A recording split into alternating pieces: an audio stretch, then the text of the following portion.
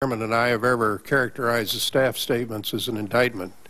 It's possible others have done that. We have not. And Tom and I have heard repeated praises from people in your business, in the media business, thanking us for the quality of those statements. I would second that, and by the way, I never, ever would correct the Vice Chairman, but I'm afraid I did characterize one of those statements as an indictment.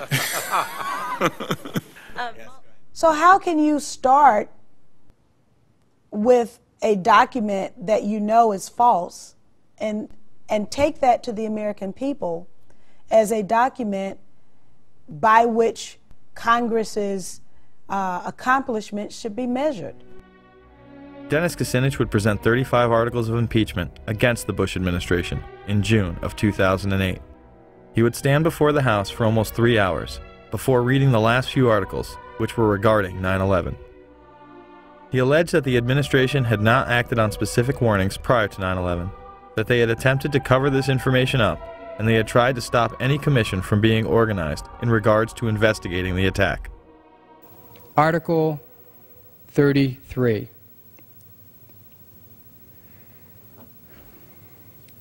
Repeatedly ignored and failed to respond to high-level intelligence warnings of planned terrorist attacks in the United States prior to 9/11.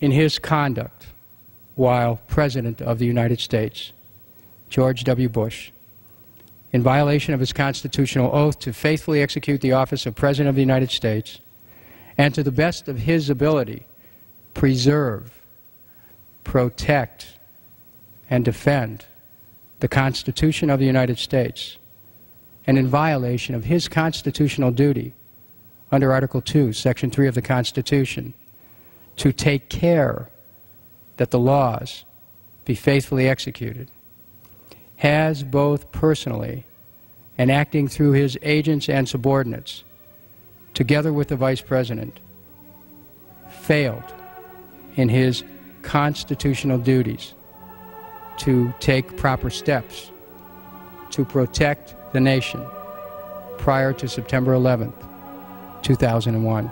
So the congressional report was redacted, and the 9/11 Commission is a cover-up. Yet our supposed leaders continue to propagate fear of the boogeyman and his disciples. I do believe that Al-Qaeda has now made it part of their global effort to destroy everything we stand for and we believe in. I'm running for President of the United States because I believe the greatest challenge of the 21st century is that of radical Islamic extremism. I believe it's there. I believe it's all over the world. I believe it's a fight, a struggle between good and evil, everything we value and believe in versus everything that is evil that wants to destroy everything America stands for and leads. And I believe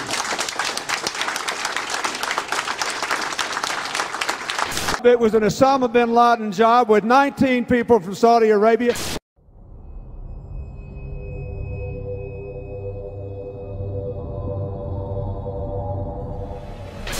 Even bin Laden himself warned us 3 weeks earlier.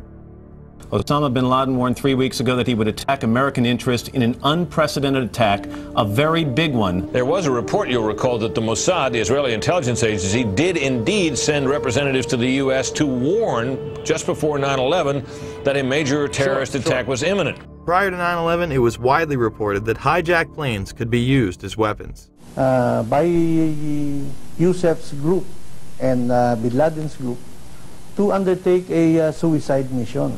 Murad narrated to us about a plan by the Ramsey cell in the continental U.S. to hijack a commercial plane and ram it to the CIA headquarters in Langley, Virginia, and also the Pentagon. And they found more evidence, pointing to other targets, evidence the Philippine government says it passed on to the U.S. The targets they listed were CIA headquarters, Pentagon, Transamerica, Sears, and the World Trade Center. President Bush even received the Phoenix memo, stating bin Laden was determined to strike in the U.S. in August, right before the attacks. The President was aware that bin Laden, of course, as previous administrations has been well known, that bin Laden was determined to strike the United States. In fact, the label on the President's, the PDB, was bin Laden determined to strike the United States.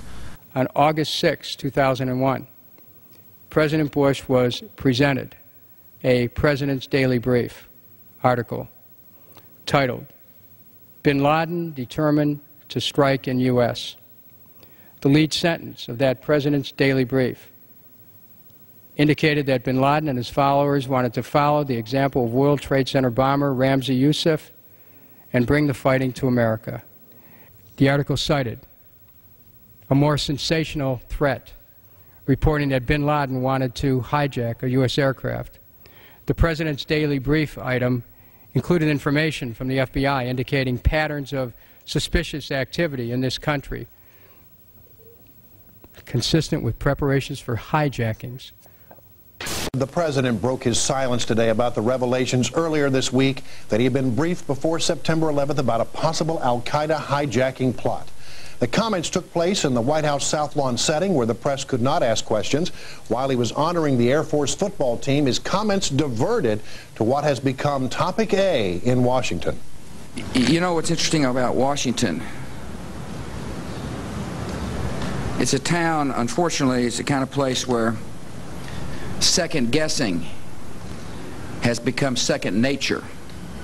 What I want to say to my Democratic friends in the Congress is that they need to be very cautious not to seek political advantage by making incendiary suggestions, as were made by some today, that the White House had advance information that would have prevented the tragic attacks of 9/11. Clark confirms that in June, July, and August 2001, the Central Intelligence Agency warned the President in daily briefings of unprecedented indications that a major al-Qaeda attack was going to happen against the United States.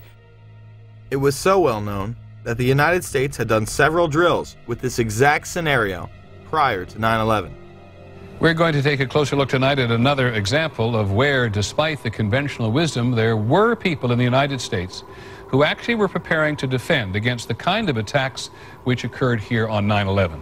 The North American Aerospace Defense Command, NORAD for short, has been defending the skies over the U.S. and Canada for almost 50 years, 46 to be precise. USA Today reports that in the 2 years before the attacks on September the 11th, NORAD conducted exercises using hijacked airliners as weapons. And one target was the World Trade Center. Here's ABC's Brian Ross. President Bush has said again and again that no one could have imagined what Osama bin Laden ordered for September 11th. We knew he hated us, but there was nobody in our government, at least, and I don't think the prior government, that could envision flying airplanes into buildings on such a massive scale. But that turns out not to be true. U.S. military planners did envision and practice those very scenarios. As reported by USA Today, the North American Aerospace Defense Command, NORAD, conducted exercises with fighter jets, simulating hijacked planes flown into the World Trade Center in the 2 years before the attacks. Pentagon planners also envisioned the attack on the Pentagon 5 months before it happened. One of these drills was run on June 1st and 2nd of 2001. Amalgam Virgo was an exercise where multiple attack scenarios would be occurring simultaneously, including attacks from cruise missiles, unmanned aerial vehicles, and hijacked aircraft. The scenario